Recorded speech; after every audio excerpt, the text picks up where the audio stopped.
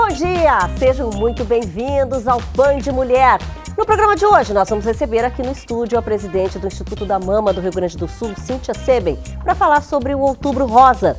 Alexandre Pires fala sobre a relação dos planos de saúde com o serviço de home care. O Adriano Sescani segue desvendando o sentimento de culpa no Limonada Zen.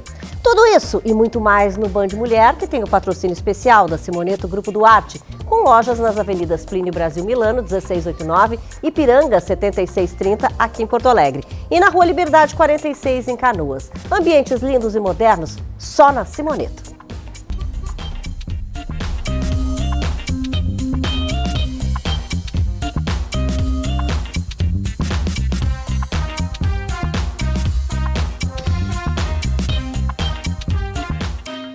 Já abrimos o programa falando de quê? Do nosso sorriso, né? Coisa, é a nossa marca.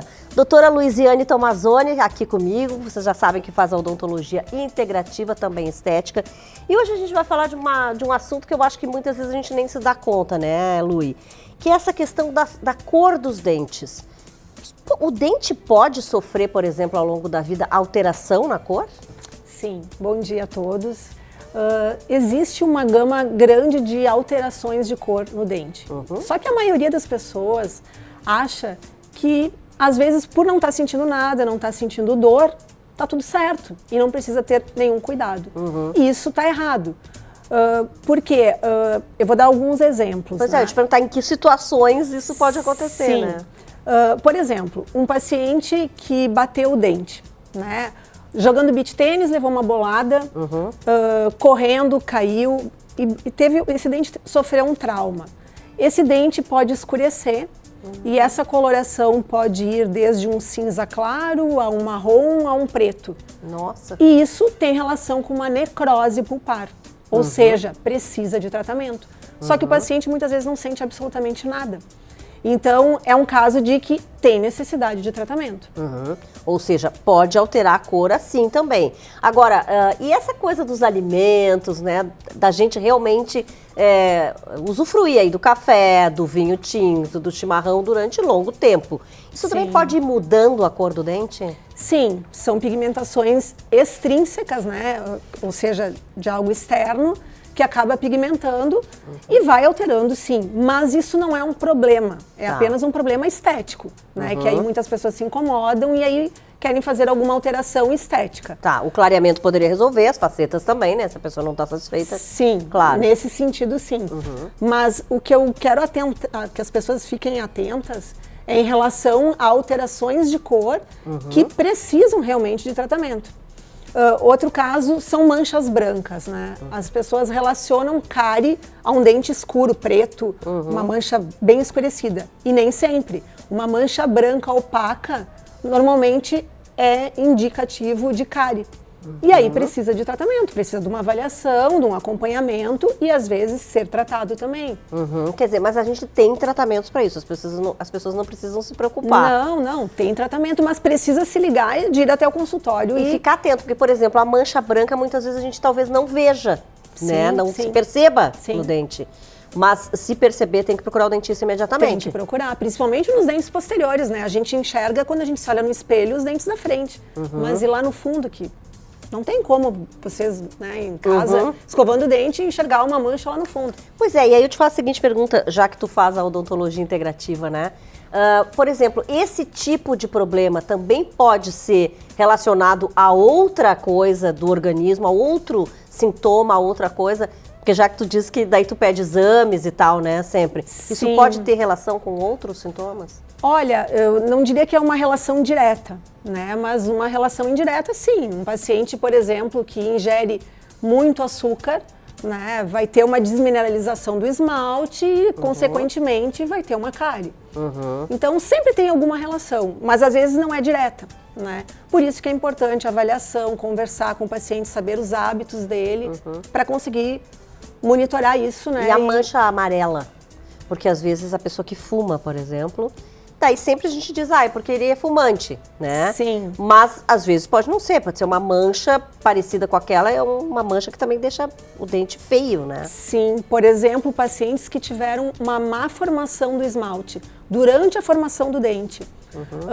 O dente fica com uma mancha amarelada, muitas vezes assim, rugosa, sabe? Ela é áspera e isso é um problema, não é uma patologia, né? Não é uma coisa assim que vai levar a algum problema, mas precisa de um tratamento, de um recobrimento para fazer uma proteção desse dente, porque normalmente esse paciente pode ter sensibilidade.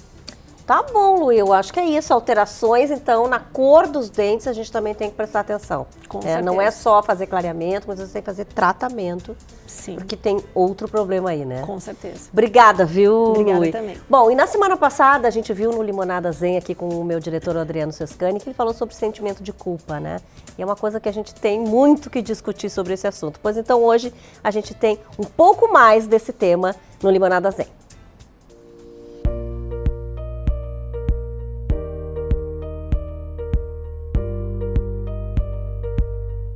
Falar de culpa é ter que olhar para a gente, olhar para o outro.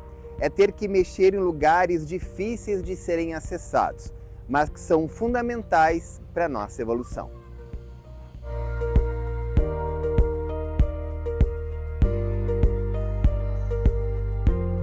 Júlia, a gente vive num mundo culposo. A gente já nasce sendo culpado e culpando, né?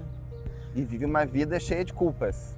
O sentimento de culpa, no senso comum, é assim, puxa, a pessoa está se sentindo mal, culpada, isso é porque ela está refletindo e ela daí vai ter um ato de contrição e vai mudar o comportamento. Se isso fosse verdade, a humanidade não é o que é, tu entende?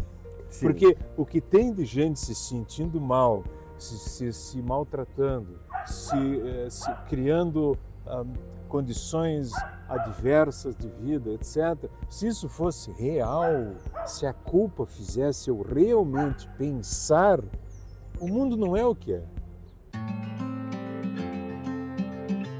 Júlia, às vezes a gente tem um sentimento de culpa por algo que a gente não fez. Né? Por exemplo, se eu tivesse saído jovem de Porto Alegre para tentar uma carreira em São Paulo, Rio, talvez a minha vida estivesse diferente, melhor. E a gente fica com aquilo na cabeça. Isso é sentimento de culpa? Isso é sentimento de culpa. Só que eu preciso aceitar que eu não quis ir para São Paulo. Então, em vez de eu ser responsável por mim, eu crio um delírio. Primeiro, eu fico vítima de por que eu não fui. Eu não fui porque eu não quis. Segundo, eu acho que teria sido melhor. O que é um delírio? Porque eu não sei. Eu não sei realmente se seria melhor ir para São Paulo. E por que a gente fica com esse sentimento? Porque com isso a gente para de criar. Em vez de eu estar aqui então em Porto Alegre trabalhando, tentando ganhar a vida aqui, ou eu vou fazer o que eu queria fazer de adolescente, eu vou para São Paulo, eu vou para Nova York. Não, eu fico aqui ruminando uma coisa que não existe, que eu não quis que existisse, que é o sentimento de responsabilidade, e ao mesmo tempo gasto horas do meu dia delirando em vez de fazer alguma coisa útil para mim.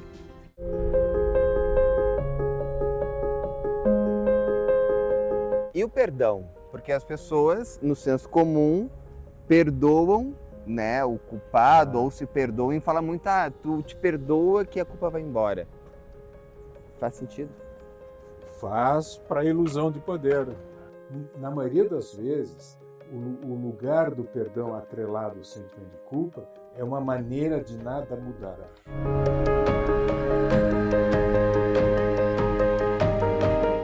E a culpa nos adoece? A culpa é a doença. O sentimento de culpa, que é a ilusão de poder, ela é a doença humana por essência. Porque é a maneira que a humanidade criou para poder suportar o sentimento de solidão, que é uma emoção muito primitiva, muito básica. Então eu troco a minha criatividade pelo delírio de que eu tinha que ser diferente. sempre que eu quero ser o que eu não sou, eu estou delirando, tenho sentimento de culpa e eu perco a habilidade de trabalhar com o que eu tenho e com o que eu sou e de me desenvolver, porque eu sempre fico querendo o que eu não sou. Mas a gente consegue entender que parece que é salvador eu querer ser o que eu não sou. Parece que me tira um problema que é eu de mim. Então eu me livro de mim e das forças de poder mudar para querer ser algo que é impossível. Que é impossível de ser. Cara, o que eu posso é me aprimorar, isso sim. Agora eu posso ser o Júlio e tu pode ser o Ciscane. E aí tu tem um trabalhão e eu também. Como é que eu vou fazer para me aprimorar? Sendo que eu não sei como que eu vou fazer. Então eu vou ter que arriscar, tentar, cometer alguns equívocos, cometer alguns deslizes no sentido, não deslize de erro, deslize no sentido de que eu tenho que aprender a agir e saber que na minha ação eu posso fazer coisas que eu não me aprimoro, mas eu aprendo. Vida é aprendizado, Ciscane. O sentimento de culpa me tira do aprendizado.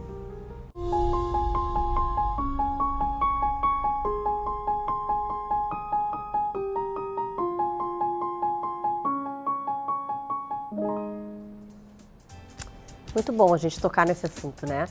Comigo aqui já está o Dr. Gilberto Laorgue Nunes, vocês sabem que é cardiologista intervencionista e, aliás, hoje nós vamos falar sobre tratamento de angina e infarto por catéter com implante de stent. Vamos começar explicando isso e depois a gente também tem fotos que o senhor quer ir explicando e comentando aqui com a gente. Exatamente. Então nós já falamos sobre doença coronariana várias vezes e o tratamento hoje em dia da maioria dos casos de pessoas que têm obstrução de coronária é feito de maneira não invasiva, né, sem precisar abrir o peito, como há muitos anos atrás, através da angioplastia, que é uma dilatação com balão, seguido do implante de uma prótese metálica, que é o chamado stent coronário.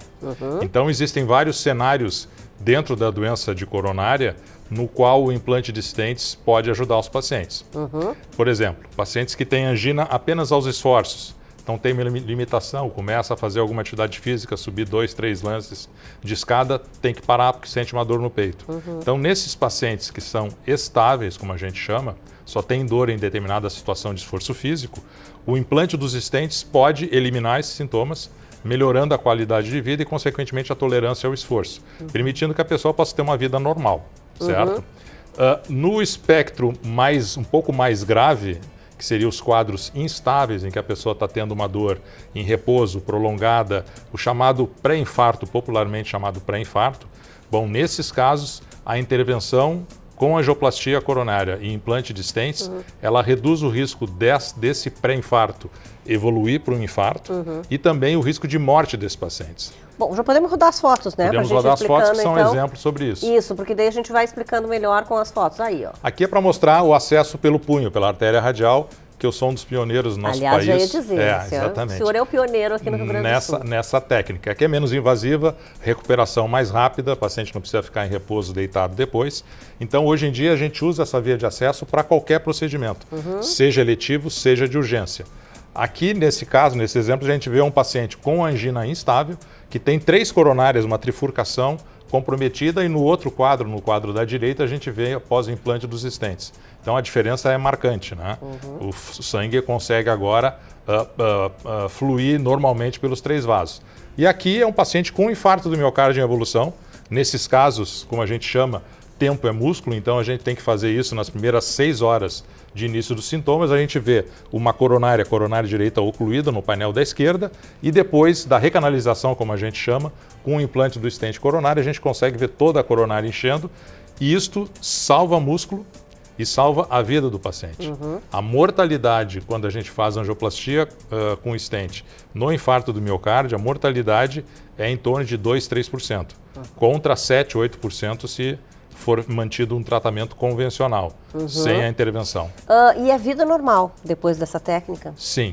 Há pacientes que têm angina estável, por exemplo, eu, na maioria dos casos, costumo dar alta para o paciente no mesmo dia, ele faz de manhã o procedimento, vai embora para casa de tarde, a partir do dia seguinte, vida normal. Os pacientes que têm quadros instáveis, eles normalmente estão internados no hospital, geralmente em unidade de terapia intensiva. Então, normalmente, num paciente que tem uma angina instável, ele fica 24 horas, 36 horas hospitalizado e depois é liberado. No infarto do miocárdio, a gente mantém o paciente um pouquinho mais de tempo no hospital, geralmente 48 a 72 horas, porque no infarto é uma situação mais grave, existe perda de músculo cardíaco, né? Então o paciente pode eventualmente apresentar alguma arritmia que precisa ser tratada no hospital. E depois os exames, assim, frequentemente a pessoa tem que voltar, existe uma manutenção? Não, o acompanhamento cardiológico é fundamental, né?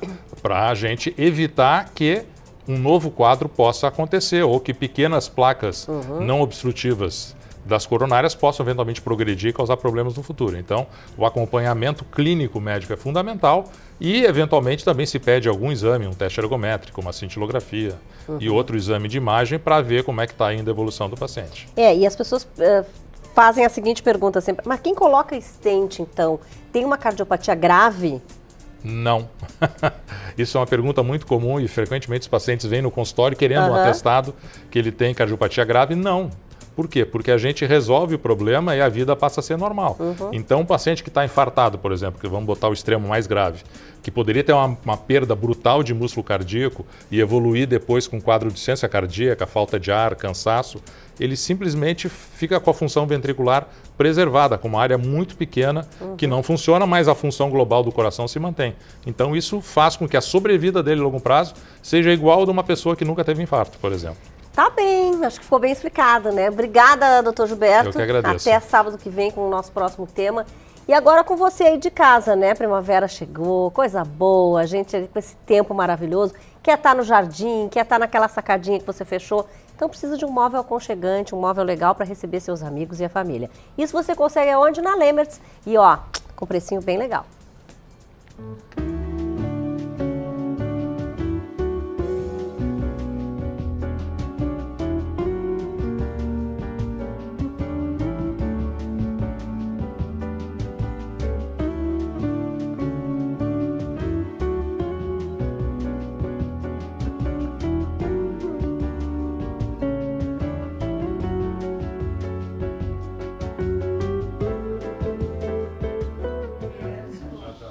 A gente vai então para um breve intervalo comercial. Band Mulher, você sabe, tem um patrocínio especial da Simoneto Grupo Duarte, com lojas nas avenidas Plínio Brasil Milano, 1689, Ipiranga 7630, aqui em Porto Alegre. E na Rua Liberdade 46, em Canoas. Ambientes lindos e modernos, só na Simoneto.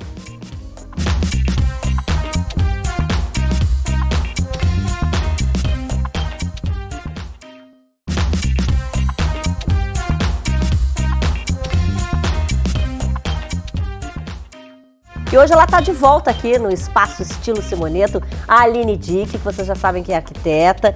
E hoje a gente vai falar de outra peça da casa que as pessoas amam, né? Porque a gente falou da cozinha já, que todo mundo hoje em dia quer fazer aquela cozinha mais linda, integrada.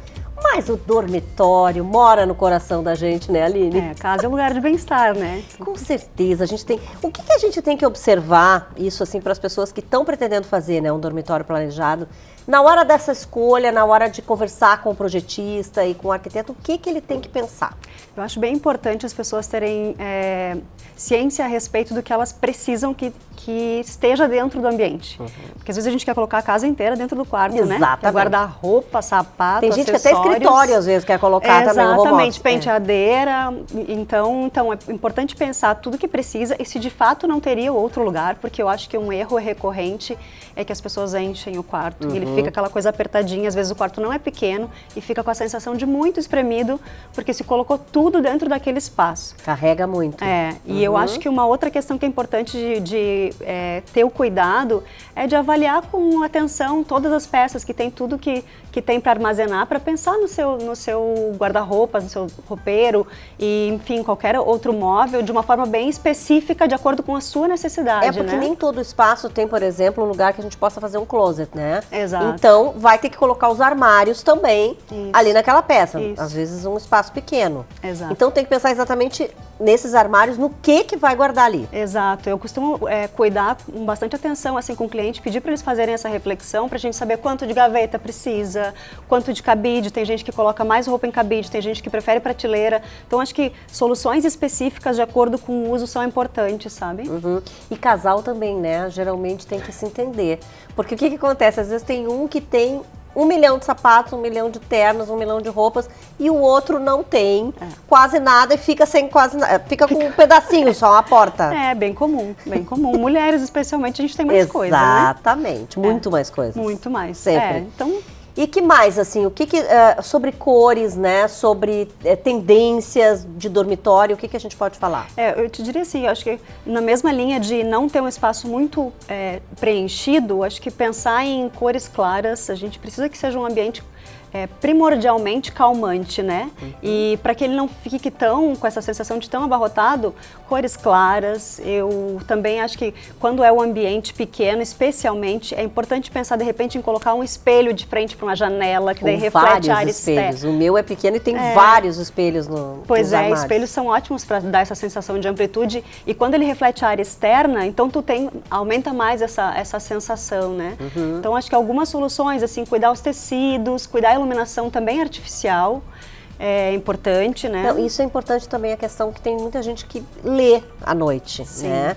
Então essa questão da iluminação, porque a gente sabe que no dormitório não pode ter a luz branca.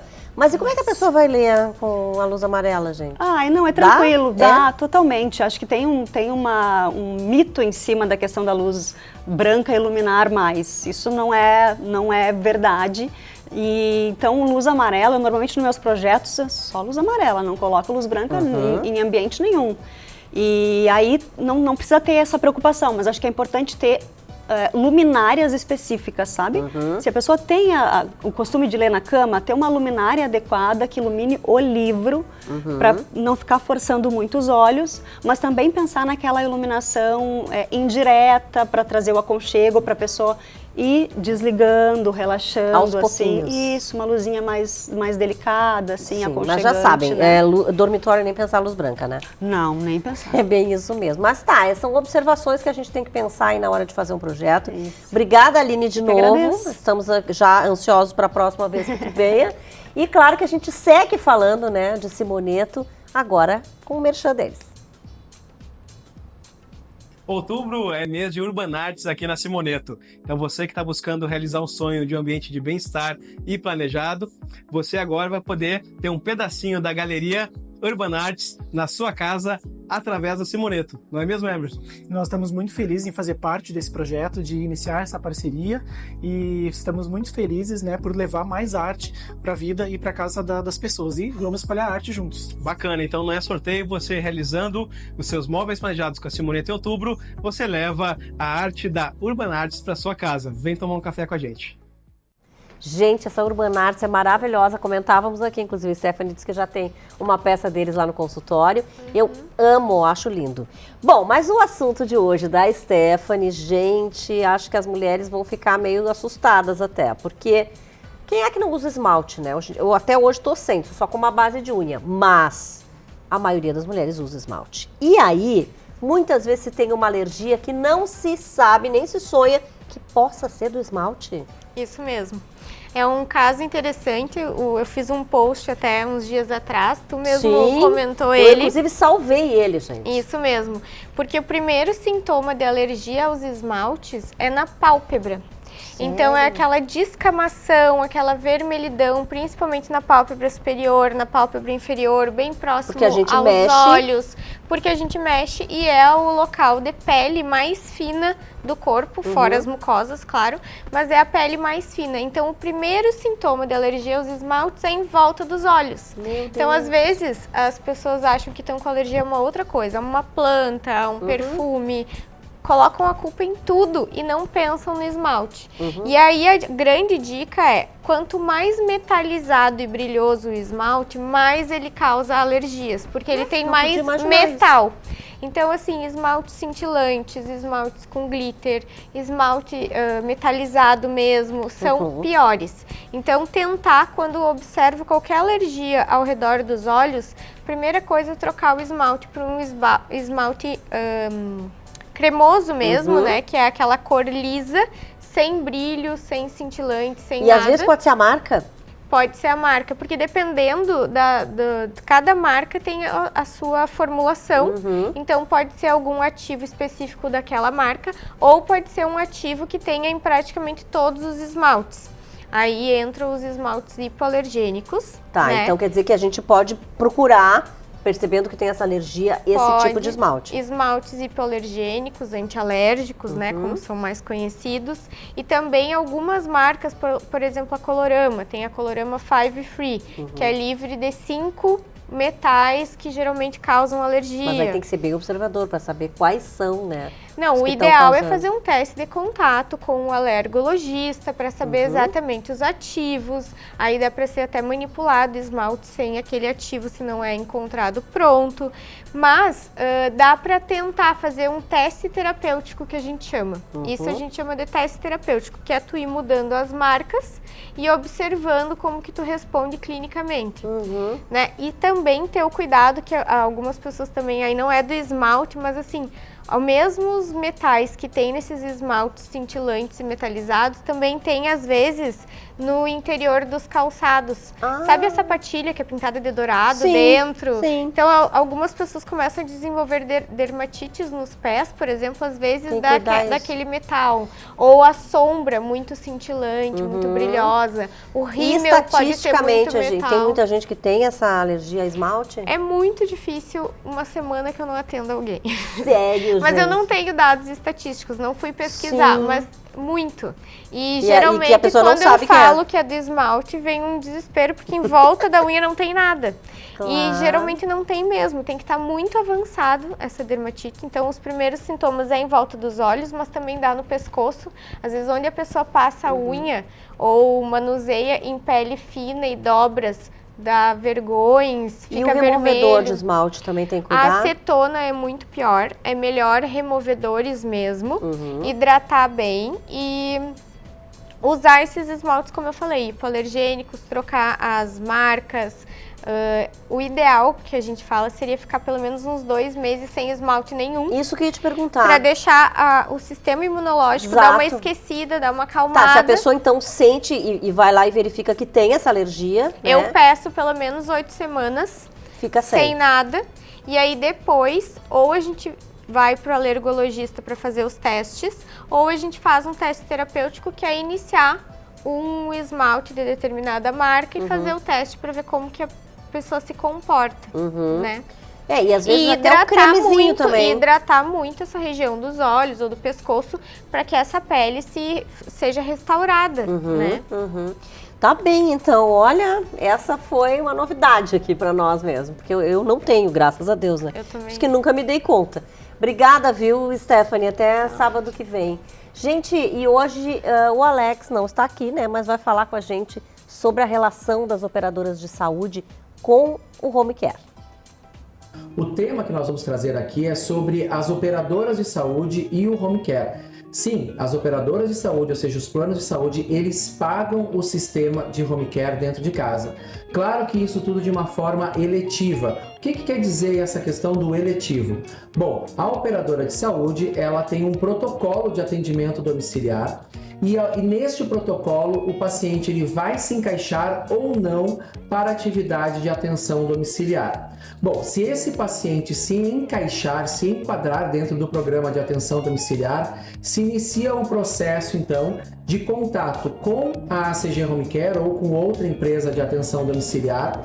Nós buscamos os profissionais, ao mesmo tempo já fazemos a avaliação do paciente para identificar as necessidades deste paciente para o atendimento. O que pode ser essas necessidades do paciente? Bom, temos desde o básico, como uma questão de imobiliário, que daí entra a questão de camas, escadinha, porta-soro, né? Até mesmo algo mais complexo como um guindaste.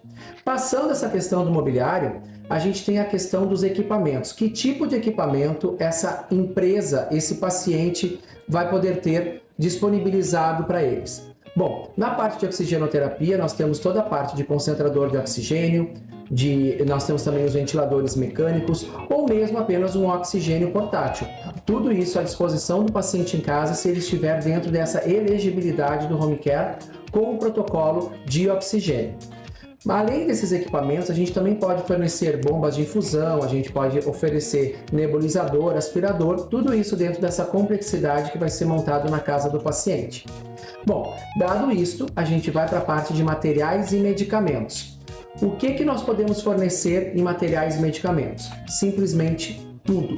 Tudo aquilo que for da necessidade do paciente, nós iremos fornecer, inclusive dietas, sendo que as dietas hoje em dia, o próprio Sistema Único de Saúde brasileiro ele já fornece gratuitamente as dietas. Basta a pessoa, e aí é uma dica importante para você que tem um paciente com necessidade de uma dieta em casa. Esse paciente, junto com seu familiar responsável, vai até o local ou mesmo com uma procuração, vai até o Sistema Único de Saúde, solicita a dieta que vai estar prescrita pelo médico juntamente com a nutricionista e o Sistema Único de Saúde ele fornece essa dieta para o paciente. Caso isso não ocorra, o plano de saúde já vai fornecer para vocês da mesma forma as dietas. E daí nós temos toda uma complexidade, uma gama de dietas que vai desde uma dieta mais simples até uma dieta específica com propriedades proteicas maiores, bem como também como uma dieta específica para diabéticos, enfim, é uma gama enorme. E materiais e medicamentos, tudo que o paciente precisar. Então, medicamentos nós temos desde dos medicamentos mais básicos até os antibióticos de alto espectro.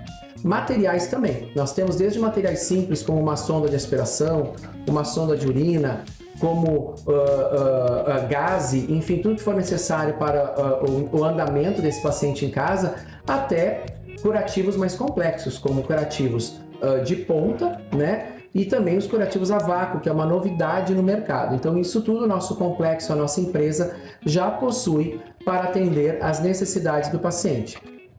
Tendo essa avaliação, a gente coloca dentro de um plano de atenção domiciliar tudo que o paciente precisa, manda para a operadora de saúde, a operadora avalia, aprova e daí nós damos início à entrada na casa do paciente, fazendo a implantação desse atendimento. Então é muito importante que esse processo que demora cerca de 72 horas seja respeitado para que o paciente, quando entre em casa, não falte absolutamente nada para ele. Então, espero que vocês gostem dessa informação, né? Procure a sua operadora de saúde, se for o caso, de ter essa necessidade em casa, veja a elegibilidade do seu plano e solicite uma atenção domiciliar. Muito obrigada, Alex. É bom a gente ficar sabendo, né, exatamente os nossos direitos aí. Bom, você já tem um programa aí para domingo? Pois então, a nossa agenda cultural ajuda você.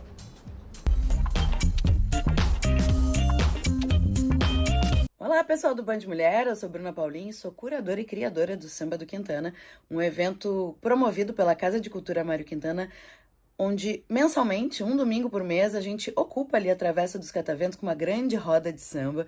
E nesse domingo, 6 de outubro, a gente recebe, a nossa banda residente recebe Maria do Carmo Carneiro como artista convidada a partir das 5 da tarde. O Samba do Quintana é um evento muito acessível, democrático, diverso, onde a gente compartilha alegria, música boa e começa a semana muito feliz depois dele. Então eu te convido para nesse domingo, 6 de outubro, a partir das 5 da tarde, estar lá com a gente na Travessa dos Cataventos. É só chegar e vai ser uma alegria ter a sua presença. Até lá! Legal, domingo também é dia de eleição, né? Bom, e agora o Band Mulher vai para o intervalo e a gente volta já já.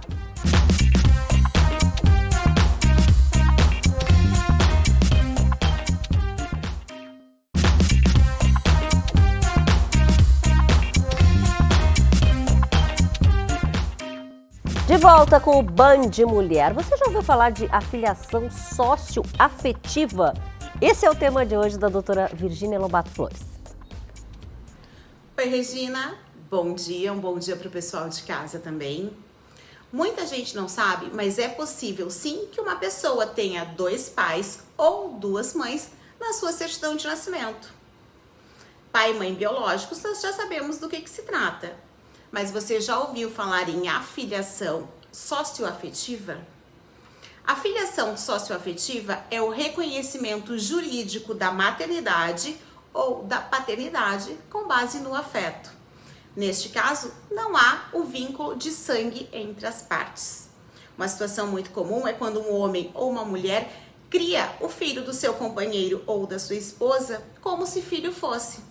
Nasce dali um relacionamento afetivo e a possibilidade desse reconhecimento jurídico. Você pode achar que eu estou falando de adoção, mas não, filiação socioafetiva se diferencia do processo de adoção por alguns pontos que eu vou destacar. Na adoção, eu tenho a exclusão de um ou ambos genitores da certidão de nascimento. A adoção, ela só acontece por meio judicial. Já no reconhecimento de filiação afetiva, não há nenhuma exclusão, mas sim um acréscimo de um pai ou de uma mãe afetiva na certidão do nascimento. E é por isso que eu digo que é possível ter 2 pais ou 2 mães no seu registro. E o que muita gente não sabe é que o reconhecimento socioafetivo não precisa ser judicial. Ele é muito simples e pode ser feito em cartório, bastando para tanto cumprir os seguintes requisitos.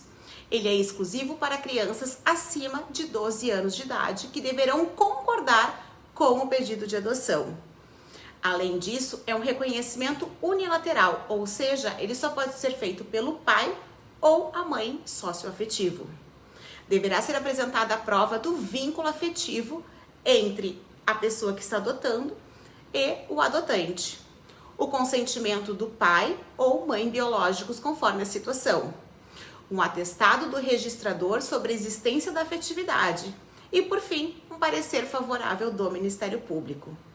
O reconhecimento do parentesco socioafetivo produz os mesmos efeitos pessoais e patrimoniais do parentesco biológico, tanto para os pais quanto para os filhos. Assim, aos filhos estão assegurados os direitos como reconhecimento de pensão alimentícia, visitação, convivência, entre outros. E aos pais vale o mesmo para a questão de guarda e direito de visita. Gostou dessa dica? Aqui no Band Mulher com a Regina Lima, eu sempre trago as informações do nosso mundo jurídico. Até o próximo programa. Obrigada, Virgínia. É isso, sempre com temas muito importantes, né, e atuais. E agora a gente vai falar de novo de chakras, né? Porque a Josie Pacheco está apresentando aqui uma série sobre os chakras e o assunto hoje é o chakra cardíaco. Bom dia a todos. Hoje, Regina, iremos dar continuidade à série sobre a importância do autocuidado do corpo energético para o equilíbrio da nossa saúde espiritual, mental e física.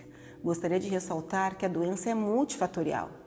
E a falta deste cuidado é um dos fatores que nos levam a um sintoma ou diagnóstico. Nos programas passados, falamos sobre o alinhamento dos chakras. Já descrevemos o chakra básico, umbilical, o plexo solar e hoje falaremos sobre o 4º chakra, o chakra cardíaco. O chakra cardíaco está localizado no centro do nosso peito, na altura do coração, representado pela cor verde. Sua função principal, Regina, é metabolizar a energia do amor.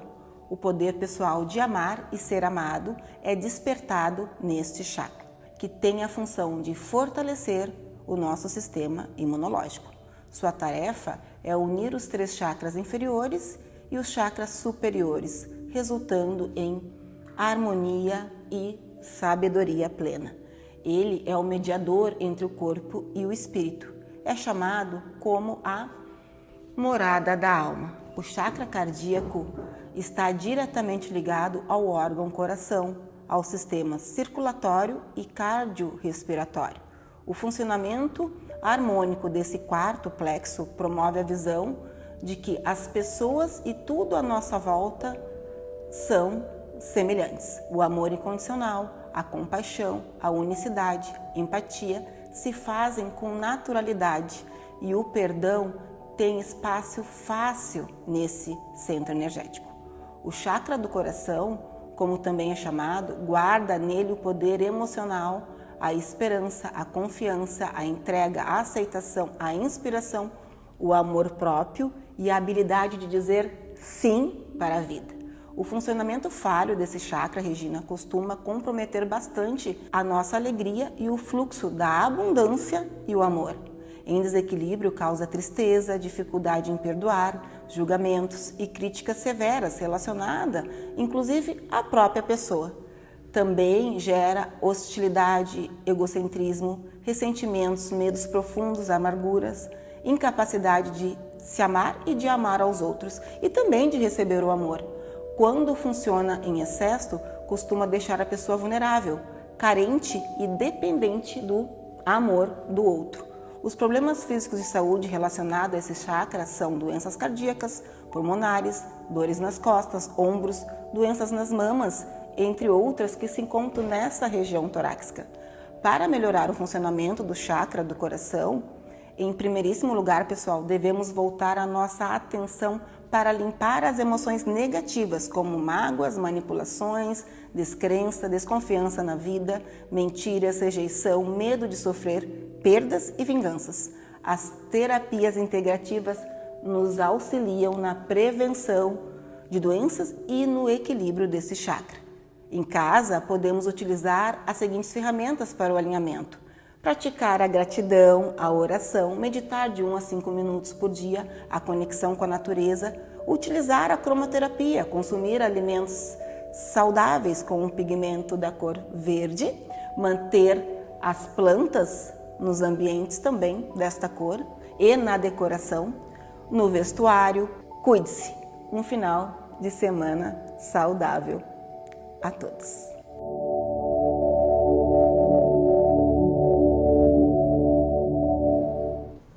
Bacana, muito obrigada, Josi. Bom, a gente teve recentemente um evento muito importante, né, aqui com parceria de Band e Mama do Rio Grande do Sul.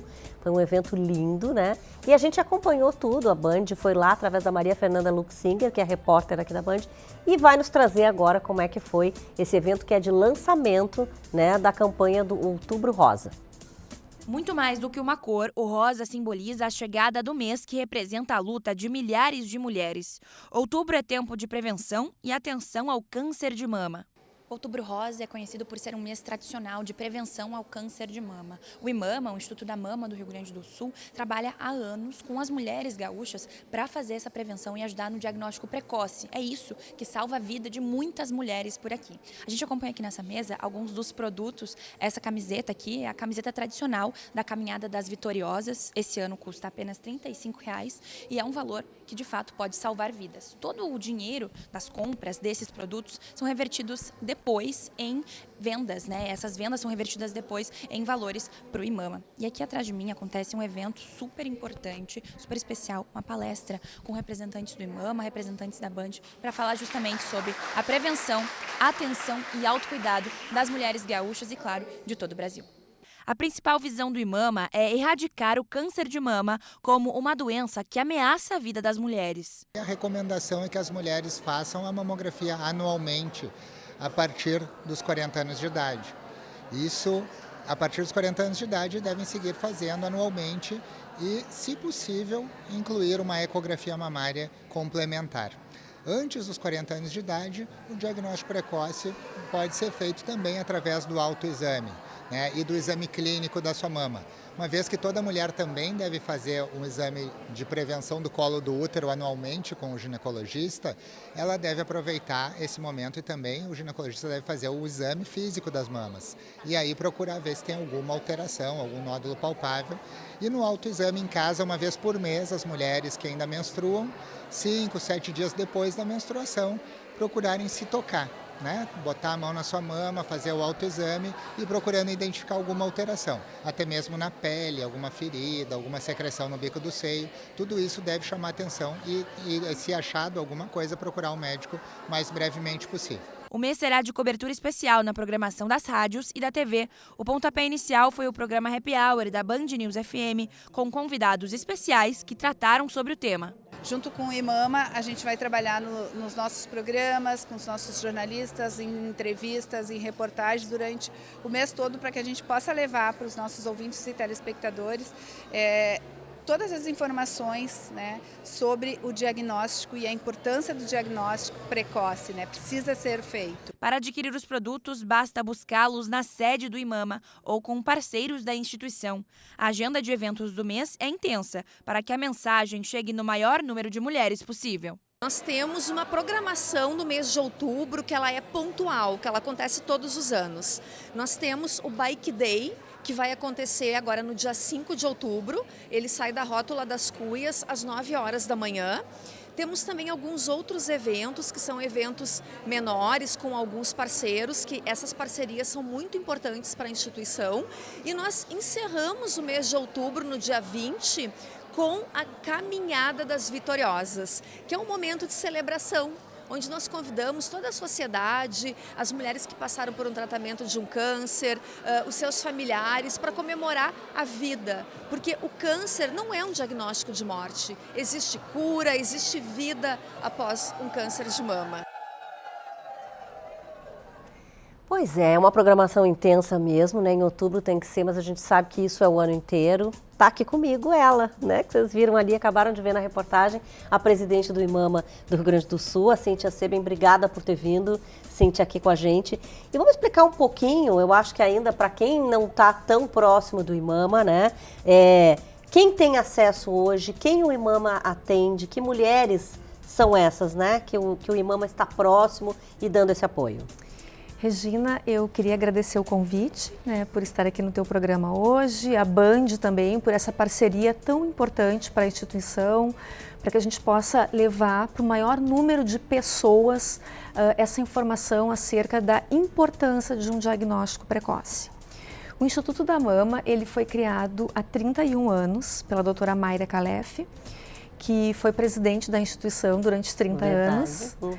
E nós atendemos todas aquelas pacientes que estão enfrentando um tratamento de um câncer de mama, aquelas que acabaram de ter um diagnóstico. Também damos acompanhamento para os familiares, porque muitas vezes os familiares eles ficam tão ou mais doentes que a própria paciente que está enfrentando. A nossa prioridade é o acompanhamento daquela paciente que é atendida pelo Sistema Único de Saúde. Mas eu acho importante que esse acompanhamento ele se estende a várias opções, né? Ou seja, tem o acompanhamento nutricional, tem essa questão da autoestima, né? Das perucas que vocês têm, né? O banco de perucas e lenços, enfim. Quer dizer, tem várias coisas, vários projetos ao mesmo tempo, né? Exatamente. Nós costumamos falar que a paciente ela enfrenta uma jornada, né? A jornada do câncer de mama. Então, a partir do momento do diagnóstico, as mulheres levam aquele choque inicial, né? E a primeira pergunta que fazem para os seus médicos: vou perder os cabelos.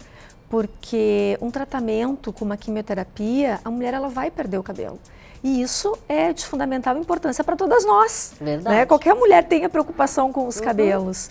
Então, o Instituto da Mama, ele oportuniza que aquela paciente que vai passar por um tratamento de quimioterapia, que vai perder o cabelo e não tem condições de adquirir uma peruca, nós temos um banco de perucas. Então, essa paciente ela vai até a instituição, ela vai ser acolhida por uma voluntária que vai ajudá-la a escolher uma peruca que atenda, né, que fique melhor com o seu perfil, com o seu gosto. Também temos, Regina, um atendimento psicológico, porque muitas mulheres têm a necessidade de ter um acompanhamento durante o tratamento. Esse atendimento psicológico ele se estende também para os seus familiares, também tem essa acolhida pela instituição. Nós temos essas terapias que nós falamos agora há pouco tempo aqui no teu programa, né, que também são muito terapias importantes. E também tem, claro, esse acompanhamento nutricional, né? Também. Que é super importante nessa fase. Também, né? Porque a paciente ela precisa ter uma alimentação diferenciada durante o tratamento. Então, nós também auxiliamos nesse acompanhamento nutricional. Bom, quero agradecer, claro, a tua presença aqui e dizer isso, que a gente tem uma programação intensa, dia 20, como a gente falou ali, né? Tem, então, a Caminhada das Vitoriosas, né? Que Temos todos podem participar. Todos, os familiares, os amigos, pacientes, né? Os familiares de pacientes, porque como a gente costuma falar, é uma maneira da gente celebrar a vida, comemorar. que existe vida depois de um diagnóstico de câncer de mama e também para chamar a atenção das mulheres que façam os seus exames anuais, as suas mamografias, ecografia, que é um exame complementar, porque nós não podemos aceitar, Regina, que ainda hoje nós tenhamos mulheres vindo a óbito por câncer de mama, que é uma doença que tem cura. Estamos quase em 2025. Exatamente. Então, assim, se diagnosticado numa fase inicial da doença, a chance de cura é superior a 95%. Então, é isso que nós precisamos, que as mulheres façam os seus exames. E é preciso que a gente esteja sempre falando sobre isso, e por isso que outubro é o Outubro Rosa, de conscientização, mas a gente tem que saber que é o ano inteiro que a gente tem que ter esse autocuidado, né? Exatamente. Obrigada, Cíntia Seben, aqui, presidente, então, do IMAMA do Rio Grande do Sul, pela tua presença aqui, né? E a gente segue, então, claro, a Band apoiando aí toda essa programação intensa, né, do IMAMA. Gente, Band Mulher de hoje fica por aqui. A gente tem o patrocínio especial da Simoneto Grupo Duarte, com lojas nas avenidas Plínio Brasil Milano 1689, Ipiranga 7630, aqui em Porto Alegre, e na Rua Liberdade 46, em Canoas. Até sábado que vem, e hoje, claro, vem aí o Fabiano Brasil, né, com Band Entrevista. Eu me encontro com vocês na segunda-feira, no Manhã Bandeirantes, tá bom? Beijo! Tchau!